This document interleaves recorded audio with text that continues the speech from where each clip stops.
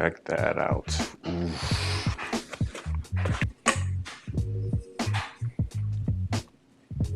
Yo, welcome back to the channel, boys and girls. In today's video, we are doing an unboxing and first impressions of VeloBuild's R-177 super lightweight frame set in this custom chameleon purple and blue glossy paint.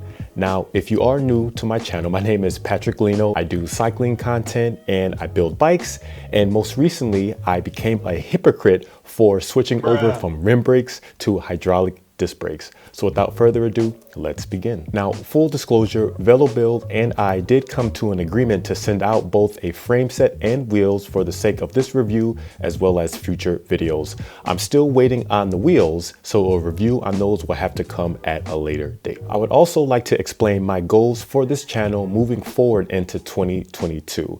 If you've noticed now, I now have 3 disc frame sets from 3 different Chinese manufacturers in my studios. And if you count my Yolio R6 rim brake aero bike that I built up last year, that makes 4 different Chinese bike brands in my possession currently. So what that means is I am committed to showcasing the quality of these frames that are coming out of the Far East across different price points, so that hopefully one day I can become sort of the voice of Chinese bikes in terms of reviews for any customers in the United States that are looking to purchase a Chinese frame, but maybe are a little bit hesitant as of today. So I want to be able to answer any questions you may have so that you can make an informed decision about your purchase. With the current state of the world affecting both production and shipping times of name brand bikes, it's very clear that there is an opportunity for these Chinese brands to disrupt the marketplace and offer a level of value that has been unseen in years past. And lastly, having spoke directly to some of these brands, they are all making great strides to improve their transparency as well as their customer service, specifically to English-speaking customers. So in this video, guys, about VeloBuild, we're going to be discussing 7 topics. Number 1, who is VeloBuild? Number 2, what does open mold frame mean? Number 3, why I chose to work with VeloBuild. Number 4, the specs and pricing of the frame set and wheel set. Number 5, the ordering process.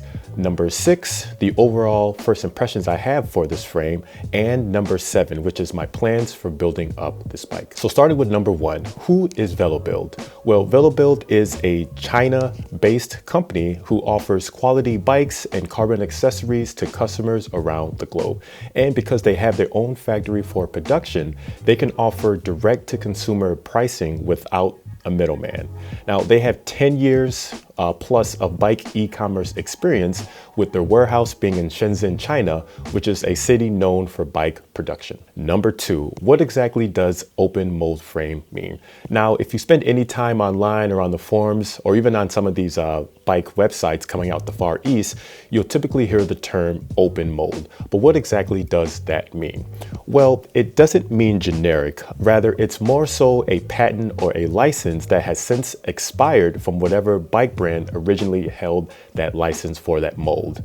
And so once that patent or license expires, that mold is now open to any manufacturer to use legally. But please take all this information with a grain of salt. Now, number 3, why I chose to work with VeloBuild.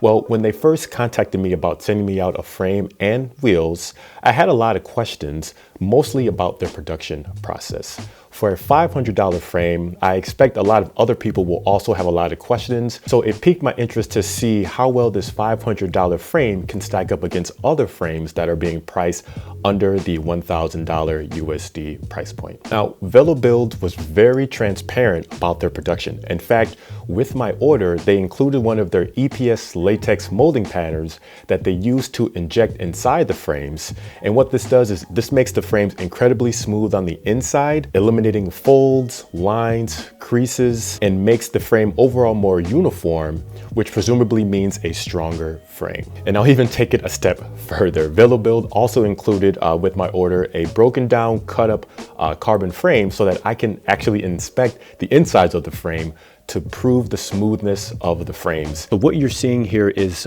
part of the production process from VeloBuild. So on the left here is the EPS latex molding that I was talking about, and on the right here is a cut up, broken down carbon frame.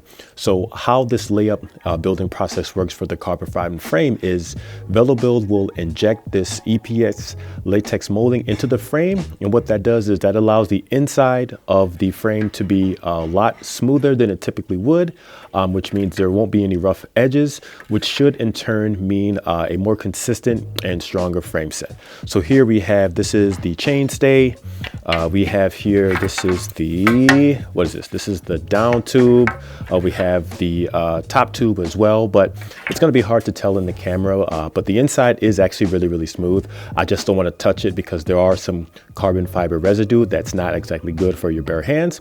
But yeah, guys, everything looks really smooth. And like I said before, just the fact that VeloBuild was willing to send this with my order shows that they really want their customers to know that what they build is of high quality.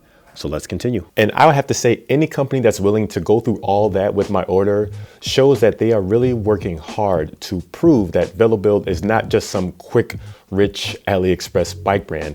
They are in fact the real deal. And they're trying to prove that their frames are of high quality regardless of the price point. Now moving on to number 4, the specs and pricing of the frame set and the wheel set. So starting with the frame. So the frame here, this is VeloBuild's, this is their 177 super lightweight frame, which is their flagship frame, along with their 168 frame set, which is their more aero approach to a frame set. Now the 177 uses T or Torre 1000 carbon fiber, which is some of the lightest yet strongest carbon fiber available.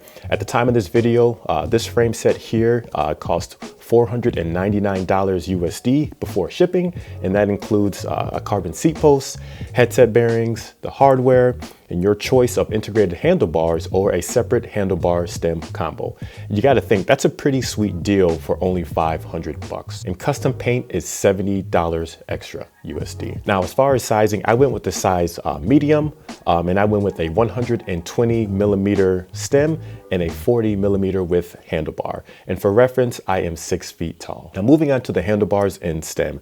For the stem, we have a -6 degree stem angle and a reach for the handlebars of 75 millimeters. Now, despite being a separate handlebars and stem, fully integrated routing as far as the cable goes is still possible. In fact, it's the only way to route them. Alrighty, so let's go ahead and do a real world weight on the frame. Now, please note that the weight of the frame includes both metal derailleur hangers, it includes all of the plastic grommets for the cable routing, and it includes the metal internal seat post clamp. Of course, the paint is included as well. I did remove the bolts for both of the water bottle cages. So let's see. Alrighty, so for the frame, we have a weight of 1,044 grams. Not bad considering all the parts that are included, bolted onto the frame, including paint. And this is for a T1000 or Torre carbon frame. Now for the fork, now granted this is an uncut fork, we have a total of 363 grams. Next up, let us weigh the handlebars. We have a total of 248 grams, not bad. And finally, the stem. And for the 120 millimeter stem, we have a total of 179 grams. Let's continue. I actually forgot to weigh the seat post, carbon seat post. With all the bolts and hardware is 206 grams. So 206 grams for the carbon seat post. Now moving on to the wheels, like I said, I don't have them in my possession just yet, but I went ahead and ordered just some generic wheels with some generic Novatech hubs. I think the retail on those is about $300, maybe $350. And so I'll have a separate video on the wheels as soon as they arrive. Now moving on to number 5, which is the ordering process. Well, it's just the same as any other brand. My recommendation is always to find the frame, wheel set, or accessories you're looking to purchase, then email VeloBuild directly to see if what they have is actually in stock for your order. And then from there, you'll work back and forth with their customer service, which I will say their customer service, they definitely are on top of things. I didn't have to wait any more than 24 hours for a response, which is really good. And then shipping to Chicago here in America was about 2 weeks because everything was in stock. I'm moving on to number 6, which is my overall first impressions of the frame set and the handlebars. I actually don't really have anything anything negative to say at this point, if I'm being honest. The paint quality is really good, and hopefully there aren't any chips that will form because I heard that is the thing based on some of the reports on the cycling forums. Now, despite the fact that the shipping box was basically destroyed upon delivery, I gotta say VeloBuild took a lot of time and care to wrap everything individually, and so I really appreciate that. Overall, I can say that at this moment you seem to get a lot for your money, and like I said before, it's very clear that VeloBuild wants to provide a super quality product that punches above their weight. And number 7, guys, final one, my plans for building up this bike. I'm gonna make this bike sort of my dual purpose lightweight travel bike as well as my cyclocross bike. Now, with a tire clearance of up to 32 millimeters, I should be able to use this and take this along for most places and maybe do some slight adventure riding, we'll see. And with it being an affordable frame set, I don't have to worry about banging up some precious $7,000 USD bike during traveling or doing airplane transit. So in conclusion, guys, VeloBuild is not trying to compete with the likes of Seika, Windspace, or even Yolio. However, they are making an effort to raise awareness in the quality of their products, specifically to the Western world. And that's where I come in for both testing and for scrutiny. So I'm really interested to see what the final weight of this build is going to look like. And like I said, the color of this is amazing. So that's about it, guys. That about wraps up this video. Let me know what you think about VeloBuild and your own experiences. And as always, if you have any questions, comments, or concerns, please feel free to leave them down below. And I will check you guys on the next one. Thanks for watching. Peace.